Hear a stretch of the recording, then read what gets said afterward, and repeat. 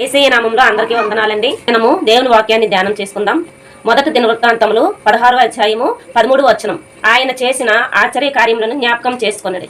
చాలా మంది దేవుడు చేసిన కార్యక్రమాలను మర్చిపోతూ ఉంటాడు. ఆయన చేసిన మేలులు చాలా మంది మర్చిపోతూ ఉంటారు. ఆయన దుష్టుడి ఎడలను, కృతజ్ఞత లేని వారి ఎడలను కృపచూపువాడు.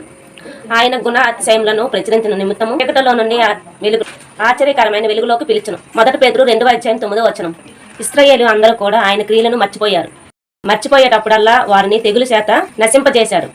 దేవుడు వారి కొరకు ఎన్నో మేలులు చేశాడు. పగట మేఘస్తంభం, రాత్రి అగ్నిస్తంభం, బండలో నుంచి నీరు, సముద్రం మధ్యలో రహదారి, అరణ్యంలో వారిని మాంసంతో పోషించను. ఇశ్రాయేలు కొరకు రాజులను ఎంతో మందిని దేవుడు గద్దించాడు. వారికి స్వాస్థ్యమును ఏర్పాటు చేశాడు. వారి సరిహద్దులను సమాధానపరిచాడు. అయినా వారు దేవుని యందు విశ్వాసం లేనివంటి వారుగా ఉన్నారు. కృతజ్ఞత హీనులయ్యారు. ఈ రోజు కూడా దేవుడు ఎంతో మందికి ఉపకారం చేస్తూ ఉన్నారు. చాలా మంది కృతజ్ఞత హీనులుగానే ఉన్నారు. దేవుని యందు కృతజ్ఞత కలిగి ఉందాం. దేవుడు